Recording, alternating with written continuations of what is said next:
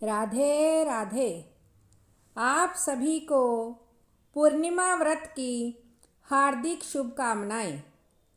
पूर्णिमा की कथा के अनुसार नारद जी के अनुरोध पर भगवान विष्णु ने बताया कि श्री सत्यनारायण व्रत सभी दुखों से मुक्ति दिलाता है। इस कथा में एक गरीब ब्राह्मण, एक लकड़हारे, एक राजा उनका मुख और एक व्यापारी, साधु वैश्य, उसकी पत्नी लीलावती और बेटी कलावती, राजा तुंगध्वज की कहानियाँ शामिल हैं, जो यह दर्शाती हैं कि इस व्रत को कोई भी कर सकता है।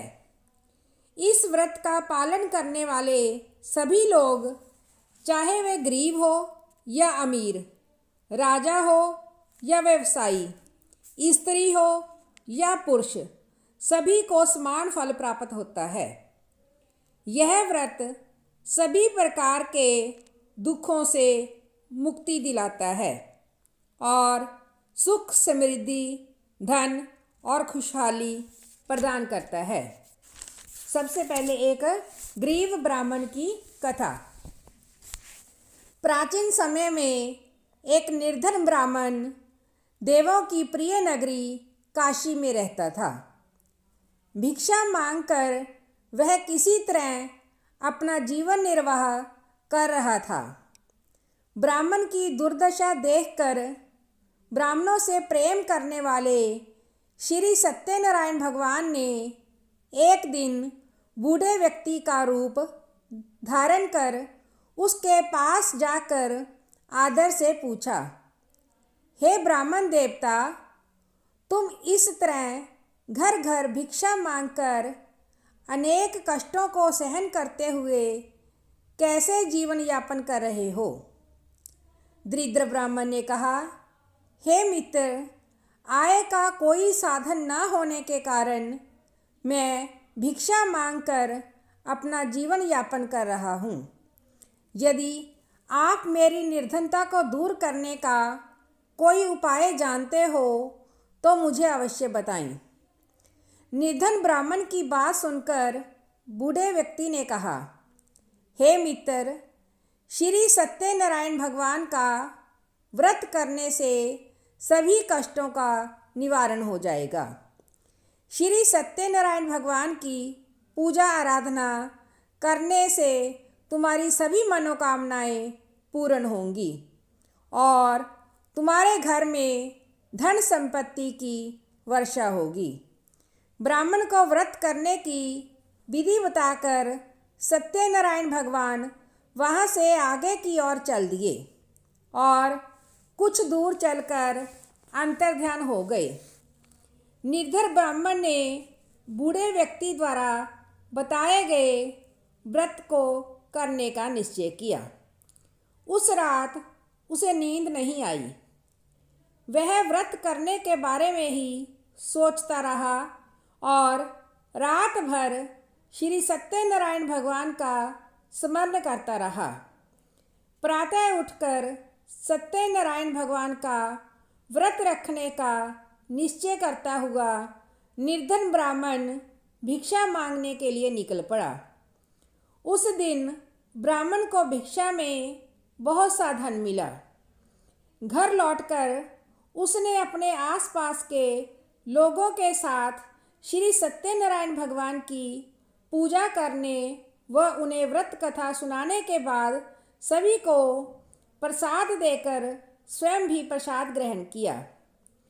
कुछ ही दिनों में ब्राह्मण की निर्धनता दूर हो गई और उसके घर में धन धान्य की वर्षा होने लगी। अब ब्राह्मण ने हर महीने श्री सत्यनारायण का व्रत करने का निश्चय कर लिया। अब है एक लकड़हारे की कथा।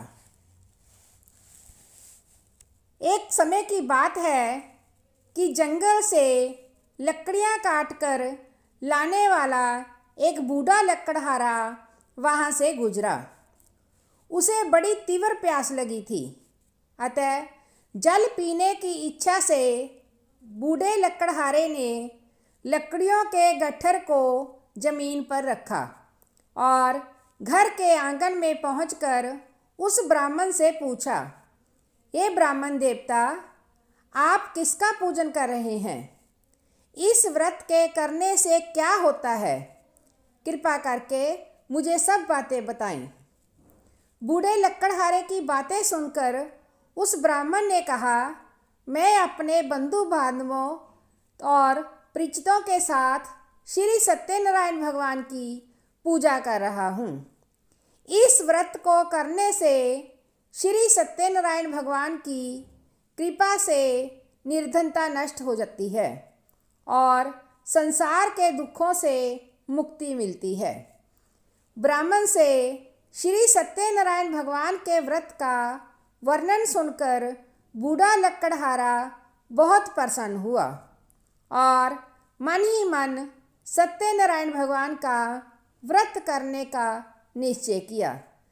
चलते हुए लकड़हारे ने मन में सोचा, आज लकड़ियाँ बेचने से जो धन मिलेगा उस धन से मैं श्री सत्यनारायण भगवान की पूजा करूँगा।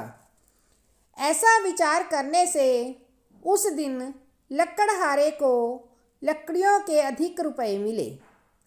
लकड़हारे ने उन रुपयों से केले, घी, दूध, दही, गेहूं का आटा और शक्कर खरीदी।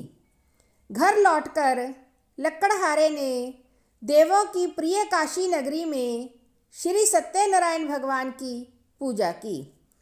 उस पूजा में उसके परिवार के व आसपास के लोग भी शामिल हुए। श्री सत्यनारायण भगवान की पूजा और व्रत कथा सुनने के बाद लकड़हारे ने प्रसाद बांटकर स्वयं भी प्रसाद ग्रहण किया। सत्यनारायण भगवान की कृपा से लकड़हारे के घर में धन धान्य की वर्षा होने लगी। उसकी निर्धनता दूर हो गई।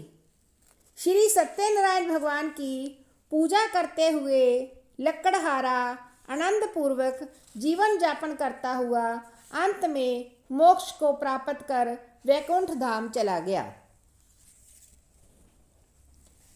राजा उल्कामुख और एक व्यापारी की कथा।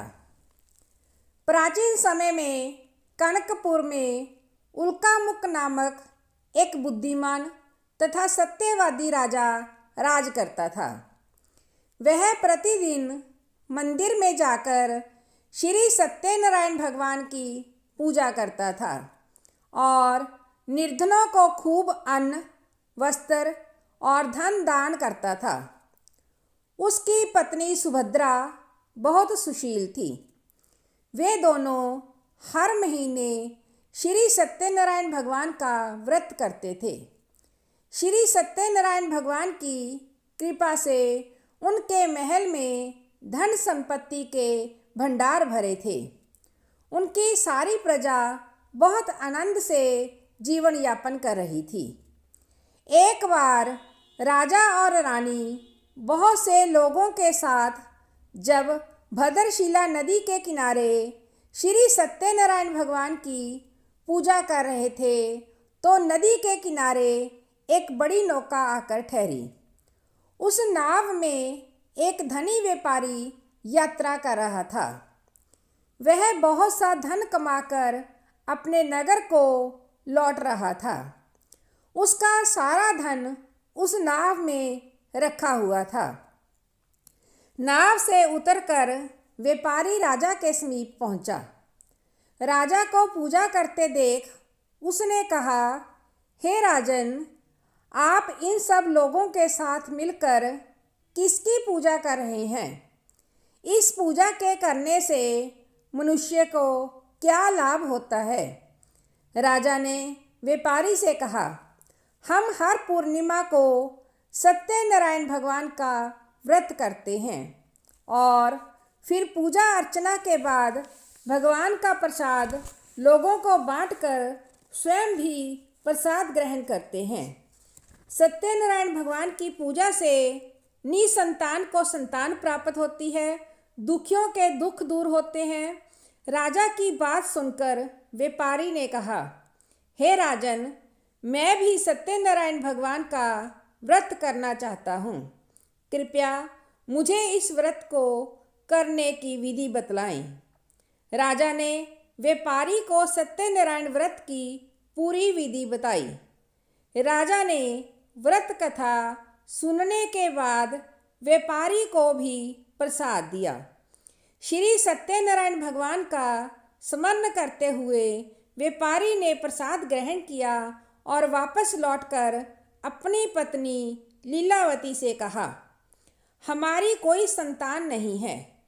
कनकपुर के राजा उल्कामुख ने मुझे बताया है कि श्री सत्यनारायण भगवान का व्रत करने और उनकी कथा सुनने से सभी मनोकामनाएं पूर्ण होती है। यदि सत्यनारायण भगवान की कृपा से हमारे कोई संतान हुई तो मैं श्री सत्यनारायण भगवान का व्रत अवश्य करूँगा। व्यापारी के ऐसा निश्चय करने के कुछ समय बाद लीलावती गर्भवती हुई। 10वें महीने में उसने एक सुंदर कन्या को जन्म दिया। व्यापारी ने पुत्री जन्म पर बहुत खुशियां मनाई, लेकिन सत्यनारायण भगवान का व्रत नहीं किया। जब उसकी पत्नी लीलावती ने अपने पति से श्री सत्यनारायण भगवान का व्रत करने के लिए कहा तो वह बोला, अभी क्या जल्दी है, मैं इधर व्यापार में बहुत व्यस्त हूँ, मुझे अभी फुर्सत नहीं है।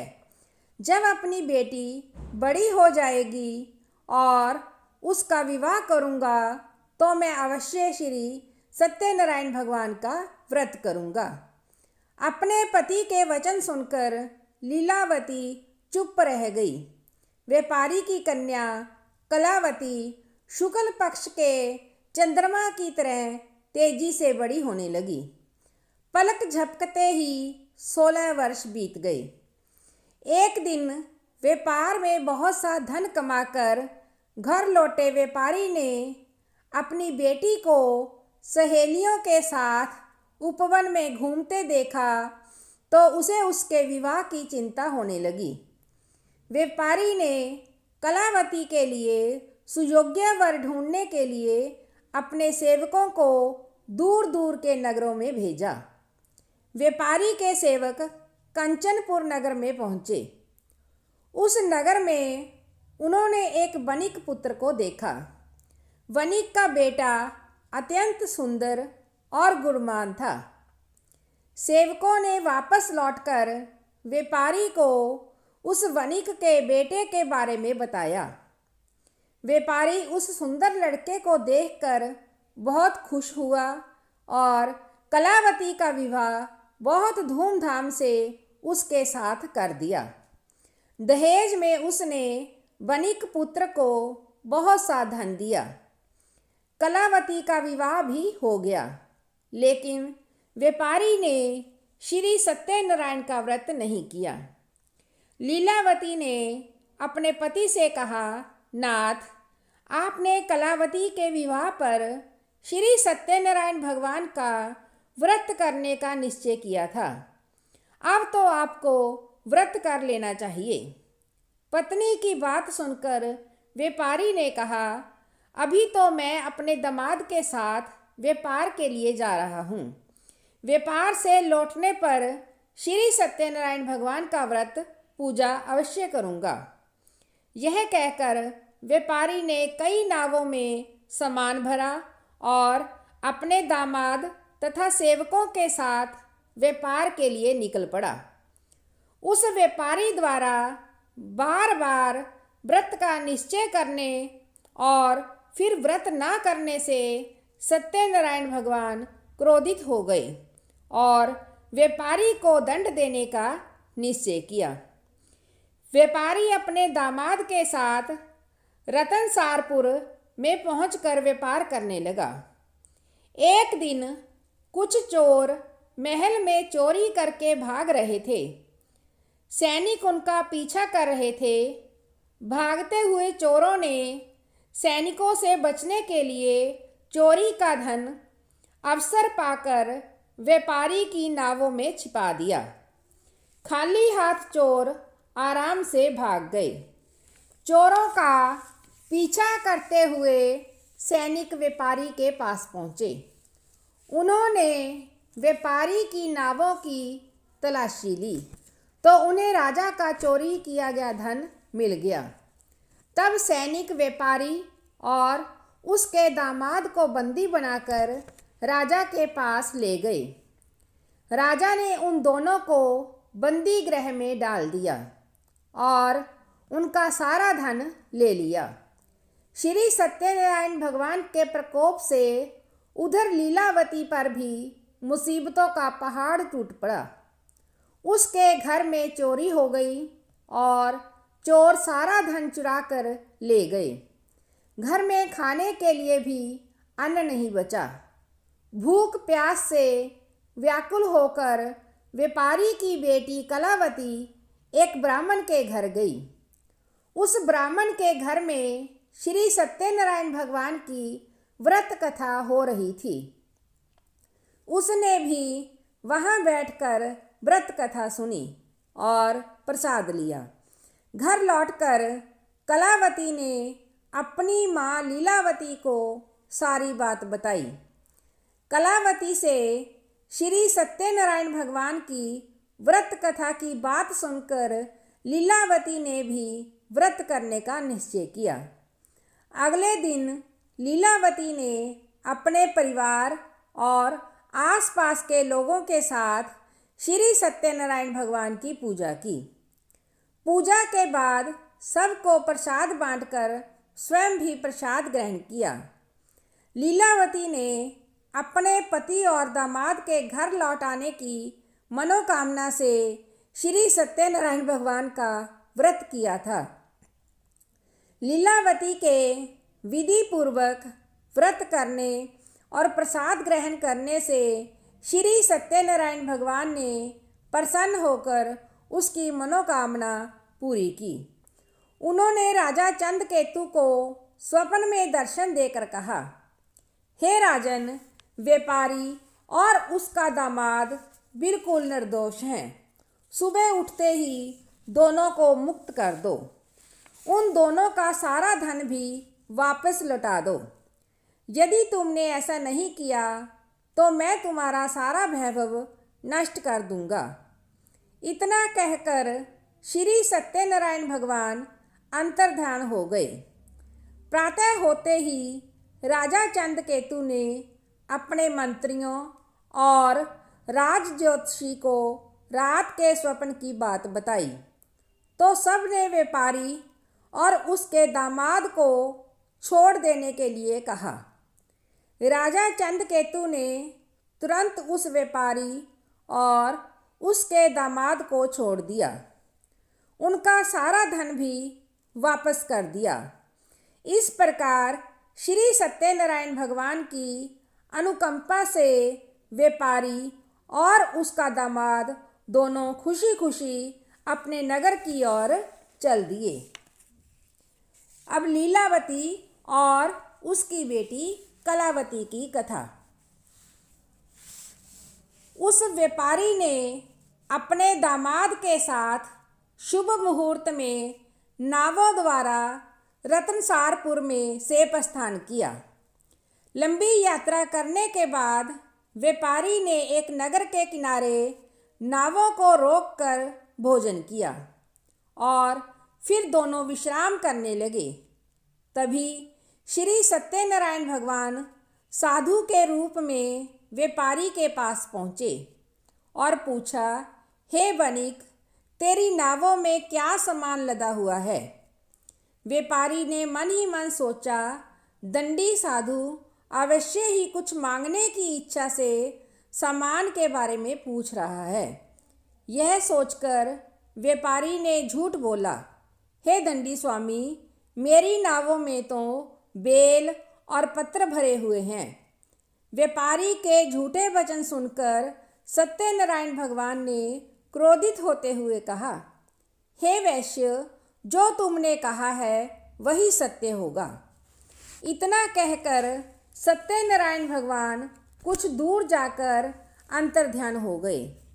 उधर व्यापारी दंडी साधु को वहाँ से खाली हाथ लौटाकर बहुत प्रसन्न हुआ। लेकिन जब व्यापारी ने अपनी नावों में बेल और पत्थर भरे हुए देखे तो वह जोर जोर से विलाप करने लगा और मन ही मन अपने झूठ बोलने पर प्रायश्चित करने लगा। रोते रोते व्यापारी मूर्छित हो गया। कुछ देर बाद जब उसकी मूर्छा नष्ट हुई तो वह फिर विलाप करने लगा। तब उसके दामाद ने कहा, आप इतना दुखी मत होइए, यह सब उस दंडी साधु के शाप के कारण हुआ है। अतः वही दंडी महाराज हमें इस विपत्ति से छुटकारा दिला सकते हैं। दामाद के वचन सुनकर व्यापारी दंडी साधु की तलाश में चल दिया। कुछ देर ढूंढने पर उसे एक वृक्ष के नीचे दंडी साधु के रूप में सत्यनारायण भगवान मिल गए। व्यापारी ने दंडी साधु के चरणों पर गिरकर झूठ बोलने की क्षमा मांगी। दंडी स्वरूप सत्यनारायण भगवान बोले, हे वणिक पुत्र, तेरे बार बार झूठ बोलने के कारण ही मैंने तुझे इतना दंड दिया है। तूने बार बार सत्यनारायण भगवान अर्थात मेरी पूजा करने के लिए कहा, लेकिन कभी पूजा नहीं की। व्यापारी ने तब हाथ जोड़कर कहा, हे भगवान, आप तो दीन दुखियों के कष्ट दूर करने वाले हो, सबकी मनोकामनाएं पूरी करते हो। मेरी इस गलती को भी क्षमा करें। आपके रूप को तो ब्रह्मा भी नहीं जान पाते, फिर भला मैं अज्ञानी कैसे आपकी लीला को समझ सकता हूँ। अब मैं जीवन में कभी झूठ नहीं बोलूँगा, सदैव श्री सत्यनारायण भगवान का व्रत और पूजा किया करूँगा। आप मुझ पर कृपा करें। व्यापारी की क्षमा याचना सुनकर दंडी साधु ने उसे क्षमा कर दिया। उसी समय व्यापारी की नावों में भरे हुए बेल और पत्ते धन धान्य में परिवर्तित हो गए। व्यापारी ने अपने सेवकों के साथ अगले दिन श्री सत्यनारायण भगवान का व्रत करके उनकी पूजा की। सबको प्रसाद वितरित करके स्वयं भी प्रसाद को ग्रहण किया। उसके बाद व्यापारी ने अपने नगर की ओर प्रस्थान किया। अपने नगर में पहुंचकर व्यापारी ने एक सेवक को अपने घर भेजा। सेवक ने उसके घर पहुंचकर लीलावती को सूचित किया। उस समय लीलावती और कलावती दोनों श्री सत्यनारायण भगवान की पूजा कर रही थी। पति और दामाद के लौट आने का समाचार सुनकर लीलावती ने पूजा पूरी करके प्रसाद ग्रहण करने के बाद कलावती से कहा, बेटी, मैं नदी किनारे जा रही हूँ, तू घर का काम पूरा करके आ जाना। कहकर लीलावती नदी की ओर चल पड़ी। परंतु कलावती पति से मिलने की खुशी में प्रसाद ग्रहण किए बिना ही घर से निकलकर नदी किनारे जा पहुंची। उसके प्रसाद ग्रहण न करने के कारण सत्यनारायण भगवान क्रोधित हो उठे। उन्होंने व्यापारी की नावों को नदी में डुबो दिया। अपने पति को वहां न देख कलावती ने जोर जोर से रोना शुरू कर दिया। तब व्यापारी ने कहा, पुत्री, अवश्य ही तुझसे कोई भूल हुई है। उस भूल के कारण श्री सत्यनारायण भगवान ने तुझे यह दंड दिया है। तब व्यापारी ने सत्यनारायण भगवान से प्रार्थना की, हे भगवान, मेरे परिवार के किसी स्त्री पुरुष से कोई भूल हुई हो तो उसे क्षमा कर देना। तभी आकाशवाणी हुई, हे वणिक पुत्र, तेरी कन्या मेरा प्रसाद ग्रहण किए बिना ही चली आई है। यदि आप घर पहुंचकर तेरी कन्या प्रसाद ग्रहण करके वापस आए तो उसे पति के दर्शन होंगे और डूबी हुई नावें भी जल के ऊपर आ सकेंगी। कलावती ने वैसा ही किया। उसके प्रसाद ग्रहण करके वापस लौटने पर नावें जल के ऊपर आ गई। दामाद भी सुरक्षित नदी से निकल आया। घर लौटकर व्यापारी ने अपने परिवार और बंधु बांधवों के साथ मिलकर विधि अनुसार श्री सत्यनारायण भगवान की पूजा की। उसकी सभी मनोकामनाएं पूरी हुई और वह आनंद पूर्वक जीवन यापन करता हुआ विष्णु लोक को चला गया। अब है राजा तुंगध्वज की कथा। कौशलपुर में एक राजा था तुंगध्वज। उसकी प्रजा उसकी छत्रछाया में आनंद पूर्वक रह रही थी। राजा तुंगध्वज अपनी प्रजा के सुख दुख का बहुत ध्यान रखता था, लेकिन एक बार उसने भी श्री सत्यनारायण भगवान का प्रसाद ग्रहण नहीं किया। तब सभी को चिंताओं से मुक्त करके धन संपत्ति से भंडार भरकर प्राणियों को जीवन के सभी सुख देने वाले श्री सत्यनारायण भगवान ने राजा को प्रसाद न ग्रहण करने का दंड दिया। एक दिन राजा तुंगध्वज जंगल में हिंसक पशुओं का शिकार करने निकला था।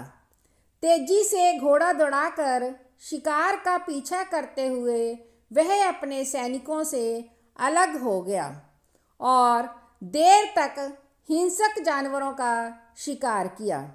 अतः कुछ देर विश्राम करने की इच्छा से वह एक बड़े वृक्ष के नीचे जाकर बैठ गया। समीप ही कुछ चरवाहे श्री सत्यनारायण भगवान की पूजा कर रहे थे। राजा ने उनके पास से गुजरते हुए सत्यनारायण भगवान को नमस्कार नहीं किया। चरवाहों ने राजा को पूजा के बाद प्रसाद दिया, तो राजा ने उन्हें छोटे लोग समझकर प्रसाद ग्रहण नहीं किया और घोड़े पर सवार हो अपने नगर की ओर चल दिया। राजा जब नगर में पहुंचा तो देखा कि उसका सारा वैभव और धन संपत्ति आदि नष्ट हो गया है। श्री सत्यनारायण भगवान के प्रकोप से राजा निर्धन हो गया। तब राज ज्योतिषी ने राजा से कहा, महाराज, आपसे अवश्य ही कोई भूल हुई है। अगर आप उस भूल का प्रायश्चित कर लें तो सब कुछ पहले जैसा हो जाएगा। राजा को तुरंत अपनी भूल का स्मरण हो आया। अतः मंदिर में जाकर राजा ने श्री सत्यनारायण भगवान से क्षमा मांगी और उनकी पूजा की। पूजा के बाद प्रसाद ग्रहण करने से श्री सत्यनारायण भगवान की कृपा से चमत्कार हुआ। राजा का खोया वैभव पुनः लौट आया। श्री सत्यनारायण भगवान की कृपा से जीवन के सभी सुखों का भोग करते हुए अंत में राजा तुंगध्वज वैकुंठ धाम को गया और मोक्ष को प्राप्त किया। श्री सत्यनारायण भगवान के व्रत पूजा को जो भी मनुष्य करता है उसके सभी दुख चिंताएं नष्ट होती हैं। उसके घर में धन धान्य के भंडार भरे रहते हैं।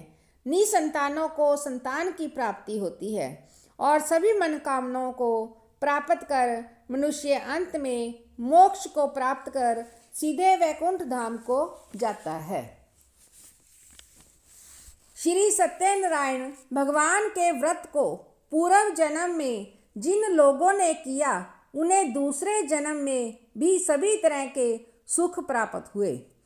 वृद्ध शतानंद ब्राह्मण ने पूर्व जन्म में सत्यनारायण भगवान का विधिवत व्रत किया, तो दूसरे जन्म में सुदामा के रूप में जन्म लेकर भगवान की पूजा करते हुए अंत में मोक्ष को प्राप्त कर वैकुंठ धाम को चला गया। उल्कामुख राजा अपने अगले जन्म में राजा दशरथ के रूप में मोक्ष को प्राप्त करके वैकुंठ को गए। व्यापारी ने मोर ध्वज के रूप में जन्म लिया। राजा तुंगध्वज अगले जन्म में मनु के रूप में जन्म लेकर भगवान का पूजा पाठ करते हुए लोकप्रिय होकर सद्कर्म करते हुए मोक्ष को प्राप्त कर वैकुंठ धाम को चले गए। श्री सत्यनारायण भगवान का व्रत और पूजा मनुष्य को सभी चिंताओं से मुक्त करके धन संपत्ति के भंडार भरकर अंत में जन्म जन्मांतर के चक्रव्यूह से मुक्ति दिलाकर मोक्ष प्रदान करता है। राधे राधे। बोल सत्यनारायण भगवान की जय।